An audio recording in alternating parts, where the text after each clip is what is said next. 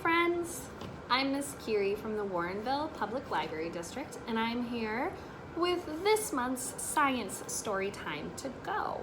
So we are going to do a really fun project, and we are going to make some turkey rockets. And part of the cool science that goes behind making these rockets is it's pressure, right? Pressure, force and motion, and all that kind of fun sciencey stuff that goes on behind the scenes of how you get your turkey rocket to actually move. So one of the first things I wanted to talk to you all about was what exactly a force and a motion is. And thankfully, we have this handy dandy book here called Forces and Motion. So I'm just going to read a little bit of this one, and then we'll get into the fun stories about Sir Isaac Newton and his 3 laws of motion. So the first thing we want to talk about is force. So force, as you can see, right? There are types of force. There is a push, as in pushing someone on a swing, and there's a pull, as in when you pull a rope when you're playing tug of war, and there is push and pull, like when you fly a kite, right? So the air is pushing the kite, and you are pulling the kite. So forces are things that are all around us. You cannot see a force, but you can see what it does. A force is a push or a pull. If you push a toy car, the force from your hand starts it moving. When a baseball player hits a ball, the force of the bat sends the ball shooting away. A force can make an object move. It can change its speed or change its shape. There are also types of forces. I think one of the most famous ones we know is something that keeps us on our planet. Can you think of what that is? What keeps us on our planet? Did you say gravity? That's correct. Gravity is one of the forces. We have contact forces, magnetism, and gravity, right? So if you think of contact forces, think of that as something you have to push, like when you hit a baseball, when you catch a ball. And then obviously magnetism, you need magnets with, right? And then gravity is an invisible force, like magnetism, and that is the force that holds us onto our planet, that pulls things to the ground. You can also use force to to change something's acceleration. So the amount of force you use can make an object go faster or slower. And that is something that we are going to try to test out with our turkey rockets at home, is how you can make your turkey rocket go faster or how you can make it go slower. So now that we kind of got the basics of force and motion, I'm going to read a fun little story about the gravity tree. So this is the true story of a tree that inspired the world. So this is the tree that Sir Isaac Newton used to sit under, and when he would watch the apples fall, that started him thinking about why do these apples fall to the ground. Let's see what he did.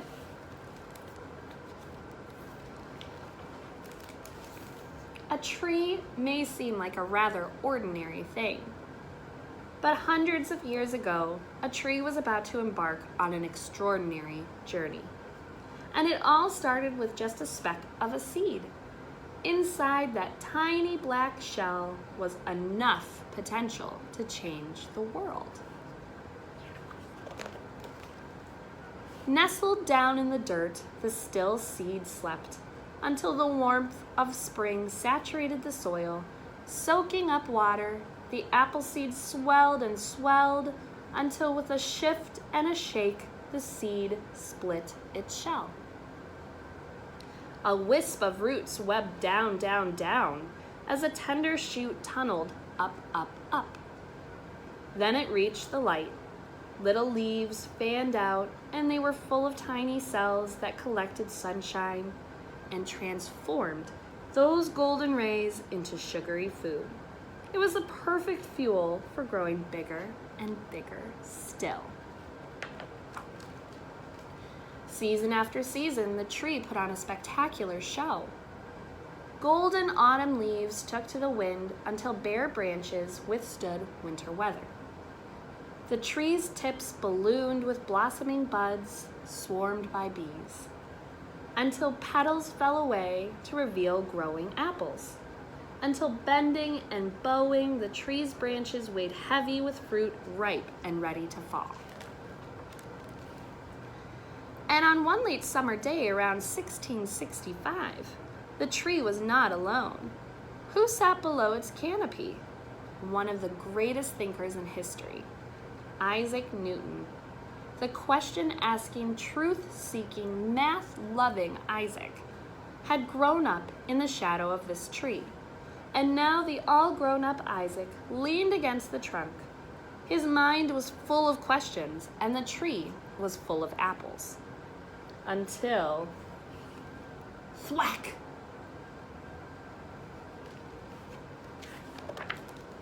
That thwack sparked an explosion of questions in Isaac's mind. Why did that apple fall down? Why not up toward the sky? Why not skitter sideways? Why? Which got him thinking about an even bigger question. Could that falling piece of fruit explain why the moon doesn't float away from Earth? Or crash and smash right into it? Then Isaac came up with the answer. Gravity, universal gravity. He discovered that the same invisible force that pulled the apple toward the center of the Earth also kept the moon from drifting off into space. The scientific discovery is one of the most important, genius ideas of all time, and Isaac's fate was set in motion. And as Isaac became a sensation, so did the tree. It earned a new name, the gravity tree. People wanted to see the tree, to sit under the tree, taste an apple from the tree, anything just to be near the tree that had inspired such greatness. Even long after Isaac died, his ideas lived on, and so did the tree. But one stormy day around 1820, the wind whipped into a ferocious howl. With a crack and a boom, the gravity tree had crashed to the ground.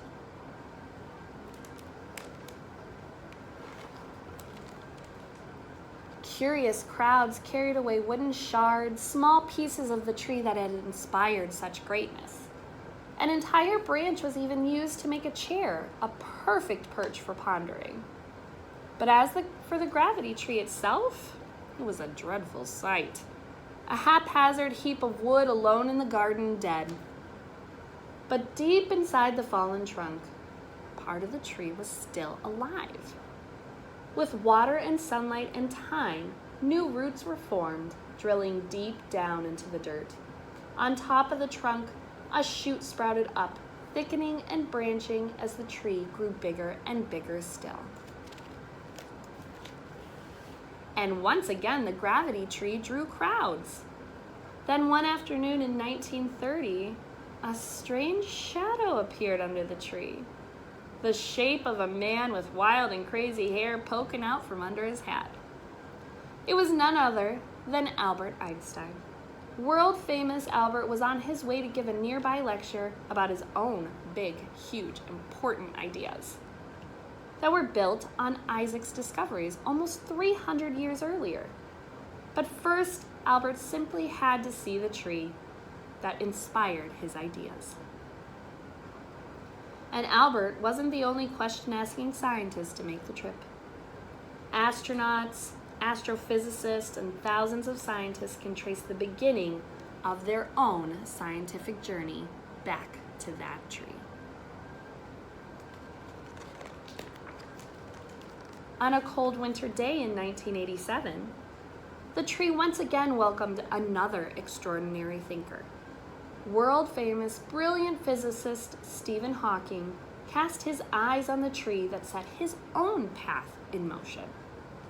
Stephen may have been busy studying black holes, gravity, and the origins of, well, everything. But none of his big ideas about the cosmos would have been possible without the tree that dropped the apple that inspired Isaac Newton, which sparked even more discoveries. Just like that once tiny speck of an apple seed, Stephen too had the potential to change the world. The tree's work was not done. No matter the decade, no matter the century, the tree continued to inspire people all over the world and beyond. And then one day, in 2010, it wasn't so much who was visiting the tree, but where a piece of the tree was headed. 3, 2, 1, blast off! Aboard the International Space Station, an astronaut released a sliver of the gravity tree from his grip. The wood did not fall down to Earth. It floated. 350 years later, Isaac was right. The tree's journey was not over even then. A master carriage maker carefully crafted a coach for the Queen of England. Sanding and shaping, he used a small piece of the tree to adorn his gilded masterpiece. Now the tree was ready for a royal ride as the crowning jewel. But for people who could not travel to England to see the living gravity tree, how could they be near the tree that inspired such greatness? Expert gardeners had thought of that. They planted seeds from the gravity tree's apples, and they carefully sawed away small branches from Isaac's tree to make new gravity trees. After traveling on trains and sailing on ships, the saplings inspired crowds in their new homes around the world. As for the original gravity tree, it has grown gnarled and twisted and requires a bit of support. But it's still alive. It still produces apples, just like the one that fell right before Isaac's eyes. And those expert gardeners take great care of the gravity tree and its descendants around the world so that you might visit and find inspiration of your own. A tree may seem like a rather ordinary thing, but hundreds of years ago, a tree was about to embark on an extraordinary journey, and it all started with just the speck of a seed. You too may be small, but inside you is enough potential to change the world. The end. Let's move on to making our turkey rockets. So you all should have gotten a lovely red colored turkey template. It probably looked like this, right? Nothing on it. You also have some construction paper that I used just to add some little feathers to. That's totally optional. Do not have to do that, but I just thought it made a cool little addition. I also added the gobbler, a little eye, and some feathers just to make it extra fancy. You will have also had a handy dandy straw and a balloon. So the first thing that we are going to want to do is we are going to want to take our straw and we are going to want to tape it onto the back of our turkey. So you're going to want to use your smaller pieces of duct tape that came with your kit, and you're going to want to put, before I forget, you're going to want to put this there first. You have one big piece of duct tape and two smaller pieces of duct tape. The big piece of duct tape you are going to put down with the sticky side facing up, okay? It's kind of hard to get it unstuck from your fingers, but once you do, you're going to kind of leave it there, okay? Then You're gonna put your plastic straw over top. And then you're gonna take your 2 smaller pieces of duct tape and you're gonna tape your straw to the back of your turkey.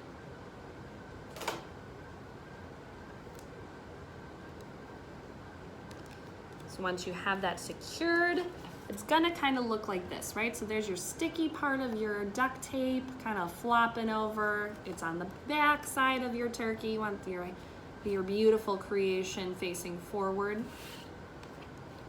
And then you're also going to thread the string that I included in there for you through the straw. So first I'm gonna take that off of there. So I'm gonna take one end of my string and I'm gonna thread it all the way through the turkey. So then you can kind of see it's being held up by the string. You're gonna tie one end of your string to a chair or sturdy object, something that's not gonna get knocked over very easy. My duct tape got stuck to itself, so I'm gonna have to quick fix this. Be right back, my friends. I'm back. So see, sometimes even grown-ups make mistakes with their science experiments, and that's okay. So I'm just gonna slide my fresh piece of duct tape back under my turkey, because it's really important that you have that sticky side facing out, because that is what's gonna attach to your balloon. So the next step you're gonna wanna do is you're gonna want to blow up your balloon.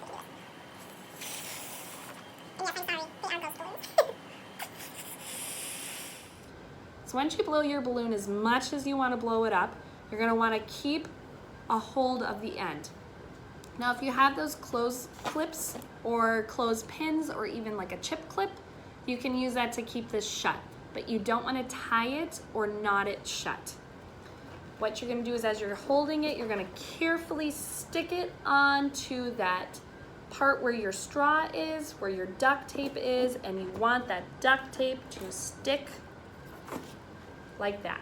So now you've got a turkey that looks like it's sitting on an egg. And what you're gonna do is when you're ready to race, so you have both ends attached to a secure thing, a chair, a counter, a railing.